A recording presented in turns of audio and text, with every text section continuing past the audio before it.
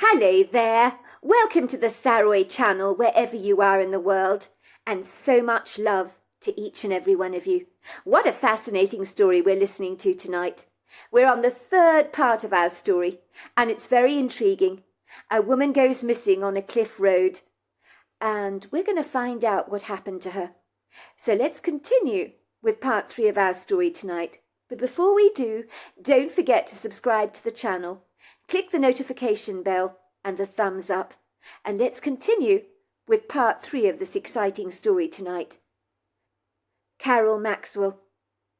The woman in green is leaning towards me as I talk to her about my life.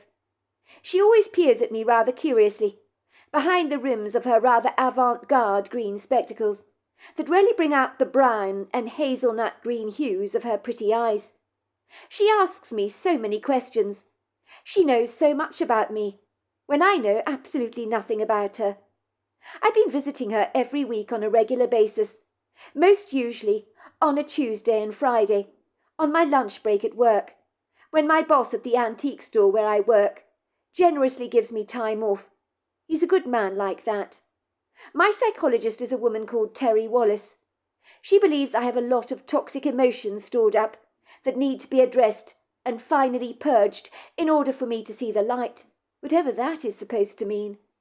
I guess what she's trying to imply is that once I've been talking about my feelings enough, that I'll be able to make sense of the enigmatic conundrum that has become my rather mediocre, nondescript life of late. Maybe all this talking and soulful reflection will make me understand myself a whole lot better. These weekly rendezvous with my psychologist have cost me a pretty penny, let me tell you. But my boss keeps assuring me that I will never regret these sessions. I think I'm getting a lot out of them, you know. I feel a whole lot more in control of my life. So in one way or another, they appear to be working.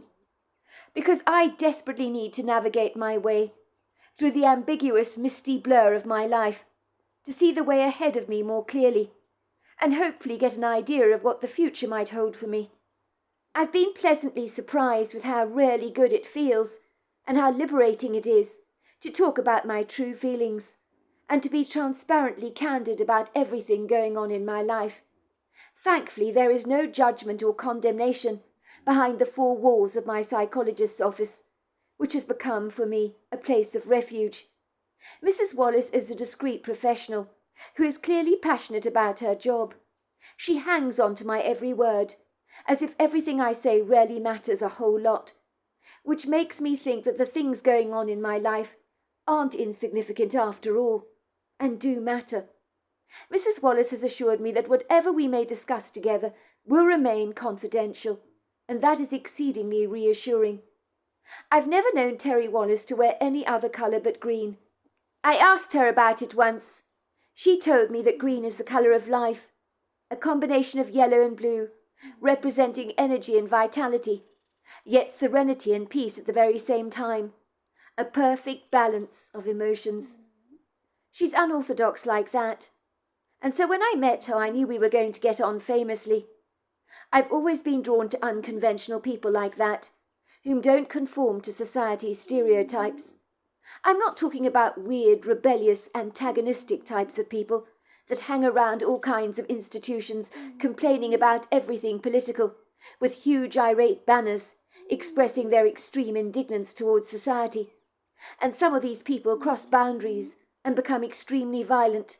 So in my view, those are seriously psycho people that I would have nothing in common with at all, unless of course they were fighting for a worthy cause, not something blown out of all proportion, making a mountain out of a molehill for no reason. I'm talking about regular fun-loving people who have quirky personality traits that I find endearing. It's very important to resonate with your psychologist, and I think that I certainly am comfortable talking to Terry Wallace. She's a glamorous, very well put-together woman that smells of lilac soap and talcum powder, which is exceedingly reassuring for me, as my grandmother used to smell exactly like that. Mrs. Wallace is in her late 60s. She has a full head of curly grey hair that looks as if it's set and styled by a hairdresser every 3 days, so she takes extraordinary good care of her appearance, and I guess my husband would approve of that. Mrs. Wallace wears green nail polish and green eyeshadow, which serves to accentuate her brown bird-like eyes, that always seem to be interested in anything I have to say, which is the quintessential reason that I enjoy coming here.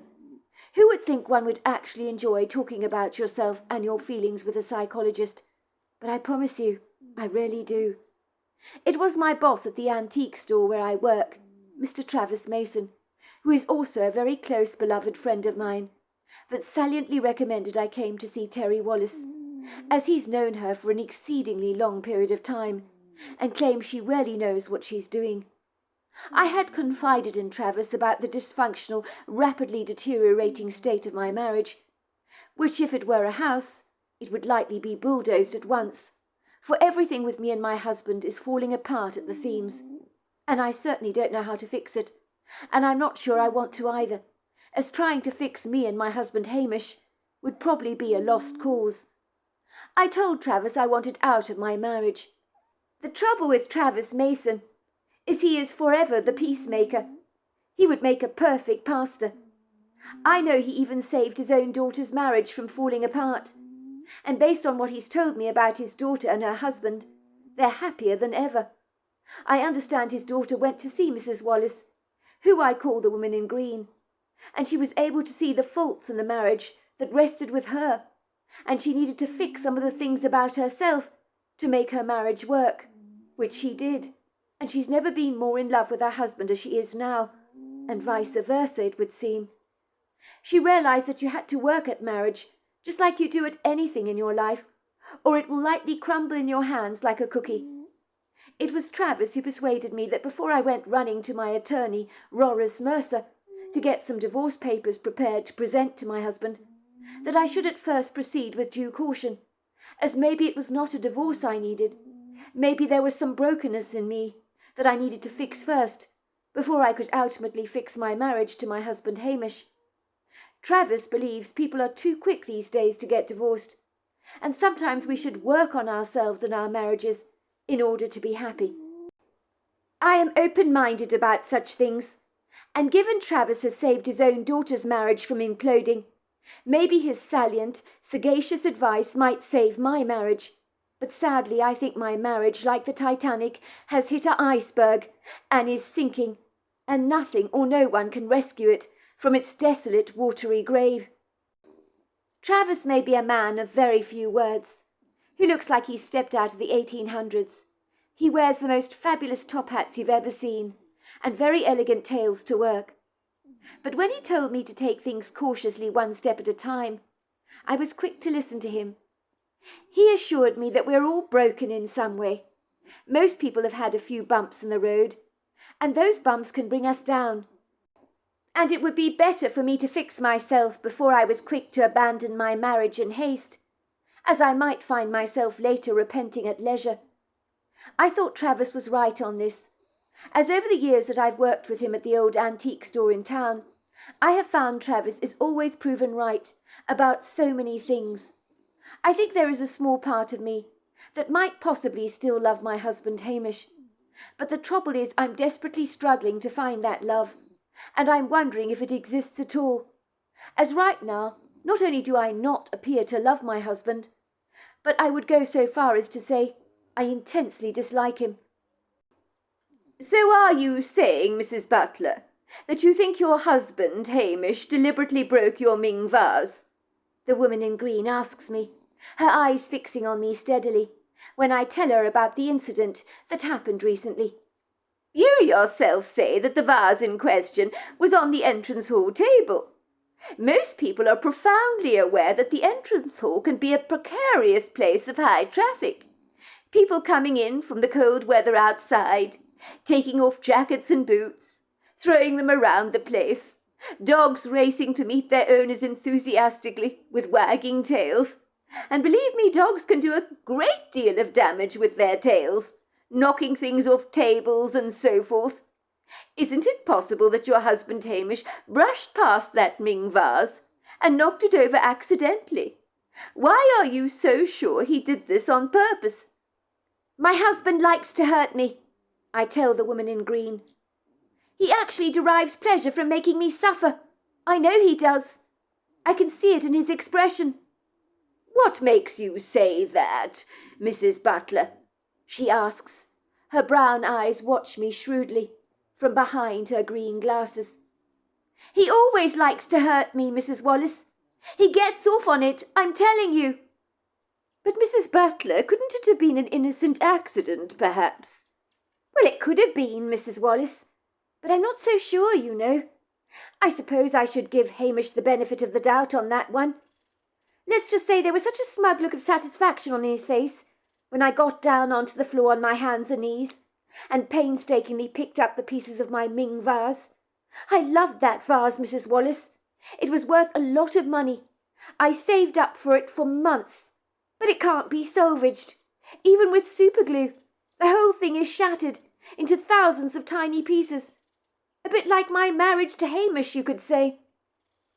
"You do know, Mrs. Butler, that hurt people often hurt people. If your husband deliberately broke the vase, maybe he's battling some inner demons of his own. Have you thought of that, perhaps?" "Well, I suppose that's true. I hadn't thought of it like that. But anyway, I don't think anything could hurt my husband. My husband, well, I don't know how to say this to you, but he's got the hide of a rhino. If you stabbed him with a knife 1,000 times, he probably wouldn't feel any pain," I said rather sarcastically. "That's not necessarily true, Mrs. Butler. I think all people can hurt, and some people can take the hurt very deeply, even though they don't show it at all. Some people are very good at pretending they don't care, or that nothing gets them down. But in my experience, that is all a front. Do you believe your husband is aware of how unhappy you are in your marriage with him, Mrs. Butler?" "Well, my husband's not exactly the brightest brick in the block, Mrs. Wallace," I say reflectively. "But he really would have to have the sensitivity of a gnat not to know that I'm unhappy in our marriage. I would have thought it was blindingly obvious to him. We hardly ever talk these days. We engage in absolutely no conversation between each other, apart from trivial day-to-day stuff like, 'How was your day?' and 'Oh, did you pick up any milk from the store?' Stuff like that, if you know what I mean. And then I always pull away from him in our bedroom. We haven't touched each other over 2 years, you know. And when I say touched each other, I'm not just talking about intimate stuff that goes on in the bedroom between a husband and wife. In truth, that's neither here or there, is it? I'm talking about what really, really matters in relationships. The everyday expressions of love, so to speak, when couples express their deep affection towards each other, like kissing each other lightly on the cheek, or giving each other a big encouraging hug. I mean, I can't remember the last time Hamish hugged me, or brought me flowers, or the last time I picked him any buns up from the bakery, and he's always loved cinnamon buns. Those kind of things haven't happened in yonks, you know. I can tell you, Miss Lewis, we don't even acknowledge each other's birthdays or Christmases anymore. We haven't bought each other gifts in 2 years or so. Think about that for a moment. It's not normal, is it?" "You're right, it's not normal. So why, Mrs. Butler, is there such a burgeoning disconnect between the two of you?" the woman in green asks me gingerly. "I agree with you that bedroom intimacy is one thing, but those affectionate moments when a couple expresses love towards each other during the day, in the little, very special things they do for each other, are significantly much more important. A hug there, an encouraging nudge there, a light-hearted laugh, a joke that you share together. So why have you not enjoyed any of these loving gestures you would expect to see in a marriage? Why do you think things have got so bad between the two of you? What went so badly awry? Things don't go pear-shaped without good reason, Mrs. Butler." I shudder as the woman in green asks me this question, because even just thinking of my husband touching me again is an intolerable thought. The woman in green is as sharp as a hawk. It's like she can read my thoughts. Am I really that transparent, I wonder? "Whose fault is all this?" she asks me, with a look that suggests she already knows the answer to my question. Well, her question, actually, but wants me to confirm it to her, and acknowledge that I've played an intrinsic role in the downfall of my marriage. She probably wants me to own it and take responsibility for what I failed to do and accomplish in our marriage, in order to make it work. And she's right. A lot of the blame does rest upon my shoulders, but with good reason, I assure you. The woman in green then says, I put it to you, Mrs. Butler, that one of you in your relationship must have started being aloof and indifferent towards the other partner. So someone started the ball rolling in this absurd direction that leads to only one thing, a catastrophic implosion in a marriage. I'm sure you agree with me on this, Mrs. Butler. A marriage cannot survive a lack of emotional intimacy. Something's invariably going to give, is it not? Well, it's my fault if you want me to say that. Well, me and my husband fell apart, didn't we? But you know that already, don't you? I say to the woman in green, who nods her head. I'm the one that pulls away from my husband, but I can't help it, can I? I hate him so very much. Hate is a very big word, Mrs. Butler, and it might surprise you to know that hate is very passionate. But I'm not taking anyone's sides on this, as you know. I'm the casual observer here, just pointing things out to make them clearer to see. Things you might possibly have overlooked. On your husband's part, your pulling away has got to have hurt him a whole lot. Every time you flinch at his touch. Well, that's going to be very painful, and he's going to be decidedly aware of that, is he not? Your husband may be many things, Mrs. Butler, but I'm quite sure he's not stupid. I suppose so, I admit, making a contorted face. But I told you I can't help the way I feel. And why is that, Mrs. Butler? Why is it you cannot bear for your husband to touch you? When did these feelings first start? They sound rather irrational to me. I mean, every married couple goes through precarious challenges in a marriage. But you need to learn to overcome them. You should never allow a few nonsensical things to drag you down, and to steal away the promise of a bright future that you and your husband Hamish could potentially enjoy together. It takes two people to make a marriage work, you know. So the big question I need to ask you, Butler, why are you the one that has built up a brick wall against your husband? He must have done something very, very bad to really upset you, for you feel so hostile towards him. These feelings are not like fungi. They don't erupt for no good reason, do they? That's true, I admit, to the woman in green. I think about Mrs. Wallace's question for a brief moment, and I realise she's absolutely right. As my mushrooming hatred that I feel towards my husband happened 2 years ago, when he betrayed me in the worst possible way imaginable. I want you to relax, Mrs. Butler. Take in a deep breath. Here, take this brown paper bag from me and blow into it for a moment. Nothing is that bad. Your face has gone very red and puffy, Mrs. Butler. You look decidedly angry. Something your husband Hamish did obviously upset you greatly. Tell me what it was that made you feel so antagonistic towards him. Well, I got very upset when I told him I wanted a baby. He had agreed when we got married we'd have children. We talked about it often enough. We both agreed we wanted 3 children, 2 boys and a girl. We even discussed names for these children, and from the moment we got married, we started trying for a baby. Well, at least I thought we were trying at the time, but I stand to be corrected on that one, as the only one that was trying appears to be me. I was so eager to become a mother, and I felt sure Hamish was equally as enthusiastic about becoming a father. So your husband also wanted children, Mrs. Butler, is that right? Well, yes, I thought he did at the time, but more fool me. I was absolutely devastated when nothing happened, and that pregnancy test after pregnancy test confirmed that I was not pregnant. My husband suggested it was all my fault, and that likely I was infertile. He took me lovingly into his arms when I cried into his shirt. And then he went on to say that he didn't care if we didn't have children because he loved me so much, and it didn't matter at all. But I remembered he seemed pleased, as if we'd both agreed that we weren't going to have kids after all. Well, if he said that, it shows he really loved you, didn't it? Given he initially wanted children, but he didn't care if you couldn't fall pregnant. A lot of men might have been resentful if their wife wasn't able to have children for them. Well, at the time it was reassuring to hear him say that, I do admit it. It made me feel wanted and loved, regardless of what the future might hold for us.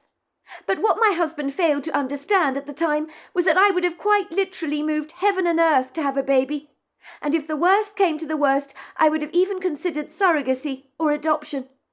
I went to visit my gynecologist, as you do, and after many tests, he confirmed to me that there was no reason I couldn't have children. He said he believed I was very fertile, and he would be exceedingly surprised if I didn't fall pregnant. He suggested that the infertility problem in our relationship may not be mine at all. He has said that there were a lot of men these days, due to bad diets and so forth, that were suffering from low sperm counts, that could potentially be the source of the problem. So I hope you told your husband about the gynecologist's findings, Mrs. Butler, the woman in green asks me. Of course I did. I told this all to my husband, and he said the gynecologist was wrong. There was nothing wrong with him. I can assure you I've got an excellent sperm count, he told me. He was so arrogant and opinionated, and it made me as mad as hell. He wouldn't even dare consider changing his diet to improve our chances of getting pregnant. He was mulishly stubborn, very uncooperative, and extremely indifferent about the whole thing. It was like he didn't care a jot, and that made me furious. Oh dear, that would have been very discouraging for you, I'm most sure, that your husband was failing to admit that he might be the reason why you failed to conceive. I guess you must have resented him. You were eager to have a baby, and he wasn't addressing any of these issues which were very important to you at the time. He didn't want to admit that he may be the root cause of the problem. Oh, you better believe it, I resented him. Hamish didn't want to admit he had a problem. I think being a red-blooded man who has a high opinion of himself, any suggestion that he might have a low sperm count would be demasculating for him. I was trying to encourage him to get a check-up, but he refused to budge on that one. One day 2 years ago, it was after years of trying for a baby, I was looking in the desk for our passports, as we were going to Portugal for a couple of weeks. I was ever so excited about the trip. I'd never been to Portugal before, you see.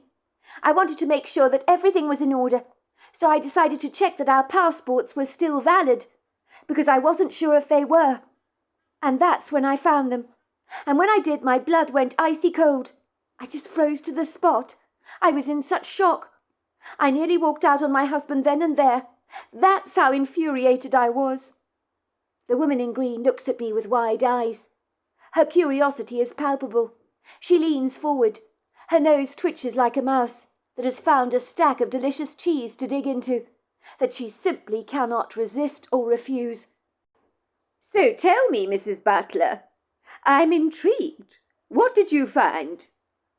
I found some medical papers concerning a recent operation that my husband had had, without my knowledge. That's when I realised that within weeks after we got married, Hamish clandestinely went off to have a vasectomy. I knew nothing about it. I mean, why would he do a thing like that, without even letting me know, given we both wanted children? Why do you think he did that, Mrs. Butler?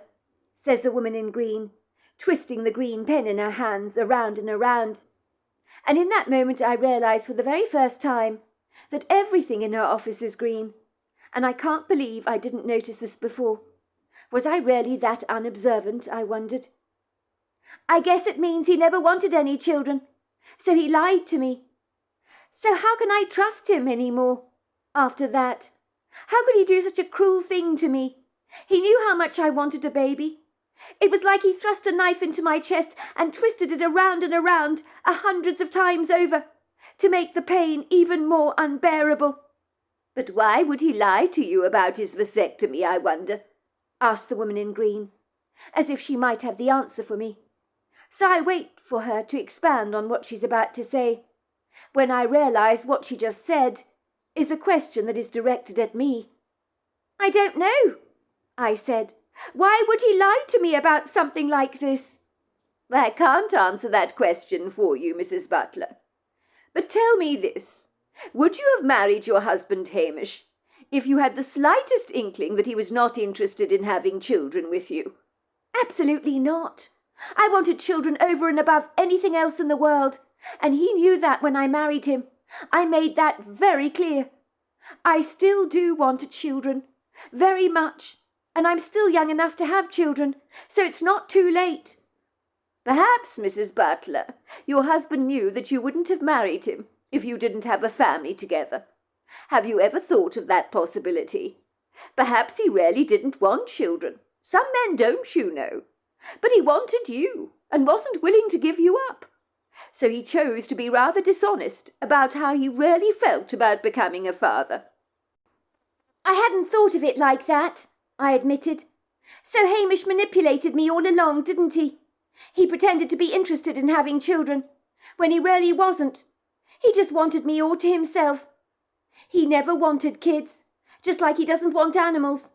I've been asking him for a dog since we first got married, and he always says, "Now's not the right time, love." I don't think my husband likes children, nor does he like animals, and there are many people he doesn't like either. Now I come to think of it, he's a bit antisocial, even though he works as an estate agent. So I rather suspect he gets to meet a whole lot of people. I think he likes to have all the attention focused on himself. In my husband's world, it's me, myself, and I, you could say. As I say this, the frustration and anger I feel seems to intensify when I realise the full spectrum of my husband's deception. Is it any wonder I hate him? Did you not confront your husband about these medical notes you found, Mrs. Butler, concerning the vasectomy he had? The woman in green asks me. Surely you communicated your frustration with him, and how aggrieved you were that he'd lied to you all along. It was important for you to have children. Everybody knows that communication is extremely necessary in a relationship. Without it, you're very much on a sinking ship.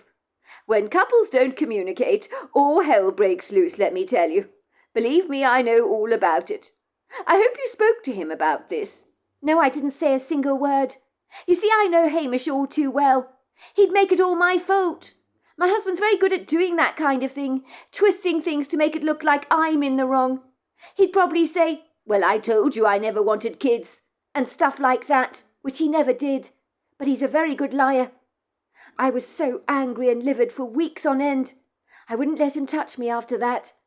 I guess that was when my aloofness towards Hamish really set in. And now I quite literally hate him. You hate him because of the betrayal, is that right? I'm not taking sides, Mrs. Butler, with your husband. But doesn't everyone at least deserve a hearing? Maybe your husband Hamish had good reason to have a vasectomy. The betrayal is disgusting. My husband is a very selfish, self-centred man. And believe me, the only reason he had a vasectomy is because he didn't want to have children. He knew I'd never marry him if I couldn't have a family. He's always wanted to control my life. My mother always believed I'd made a big mistake marrying him, and it turns out she was absolutely right. My voice is now elevated and almost squeaky, as the anger I express is very discernible. But you did love him once, Mrs. Butler. I'd like to remind you of that. It's very important to remind people of that because they're quick to forget what is obviously staring them in the face. I nodded. That is true. We were wildly in love, until we weren't, until I found out what he was really like. I feel as if our marriage has been a sham, a big, total and utter sham, a complete farce, you could say. How did you both meet, Mrs. Butler? You've been coming to my office for many weeks now, and yet ironically we haven't discussed this yet. I'm intrigued as to two people who are polar opposites, how they came to be together. Don't get me wrong, some relationships where people are exceedingly different, like chalk is to cheese, can really work, you know. But over the weeks you've been telling me about the type of men you used to date before you married your husband. It's almost like your husband Hamish is very ordinary by contrast to the men of your past, that by all intents and purposes sounded rather colourful, if you don't mind my saying so. Well, you're right about that. When I brought him home with me and announced to my parents that this was my fiancé-to-be, they did a double take, let me tell you. My poor mother was in shock. So was my father, but they tried to hide it well. But I wasn't fooled. I guess they thought I'd bring a mad poet home, but not someone like Hamish. What did your mother have to say about Hamish when she first met him? I chuckle as I remember my mother's shocked reaction when I introduced Hamish to her, especially given he was wearing a suit and looked like a trussed-up Thanksgiving turkey. Well, she didn't like him very much. She never said that to me, of course, because she's far too polite and diplomatic for that. But I could tell by her body language that she didn't warm to him at all. And I know Hamish picked up on my mother's aloofness towards him, as he told me he knew my mother didn't like him at all. I think he was quite hurt by that, and rightly so. So how did you meet? You never said, Mrs. Butler. Well, in a dentist's office, if you must know. Not exactly the most romantic place. He was obnoxious when I first met him, and I hated him on first sight.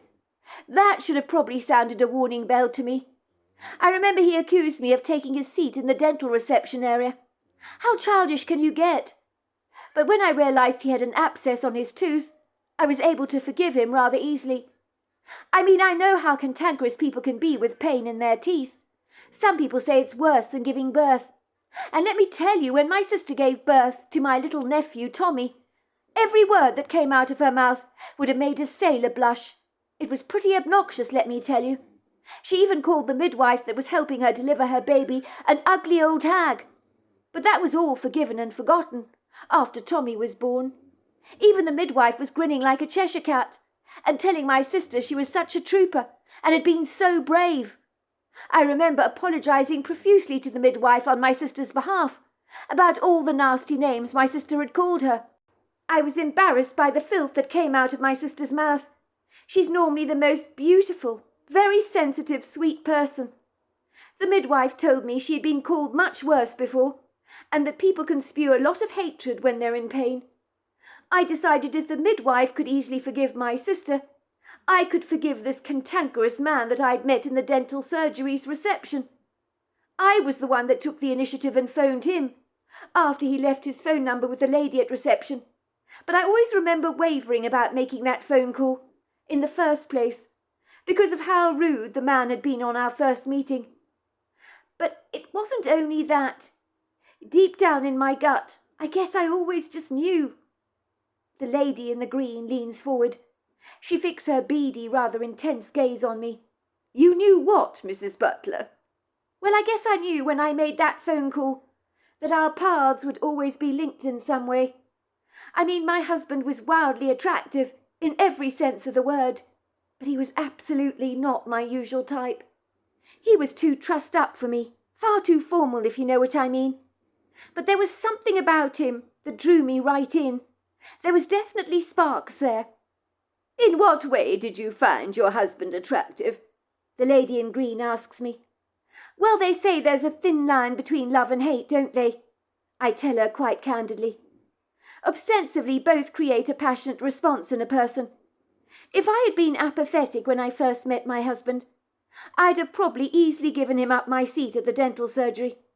But his abrupt, offensive manner stirred up something in me that rarely made me react, because I wanted to fight back. So I became almost rebelliously antagonistic. I guess there was a small part of me that was stirred up by him, as I'd never met anyone like him before. Well, that brings me to my next point, Mrs. Butler, which I keep trying to remind my clients, as I will you. You loved this man once, did you not?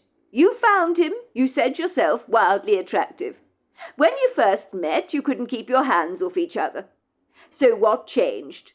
Was it after you discovered he'd gone and got that vasectomy that turned you right off him? Was that when you reached the point of no return and decided from thenceforth that you would build a non-penetrable wall between the two of you? Is that what you think happened? Well, that played a huge part in it, obviously. But I guess the man that demanded my seat from me in the dental surgery was the man I realised I had married all along. Someone completely bankrupt of emotion, Someone who is clearly a narcissist. You think your husband is a narcissist, do you, Mrs. Butler? Pretty much. I mean, I'm not a professional, am I? So I can't actually diagnose him. But I do know that a narcissist is a person that only thinks about themselves. They only care about themselves. Their egos are just enormous, and nothing else matters. One thing about my husband is he has a monumental ego, let me tell you. Well, people with narcissism have an exaggerated sense of self-importance. They display feelings of what is known as grandiosity. They lack empathy and always feel entitled. That's my husband to the T. He's exactly like that. He must be a narcissist. So there we are. That is the end of part 3 of our story. Part 4 is tomorrow night. I look forward to you joining me then. Until next time, goodbye and good night.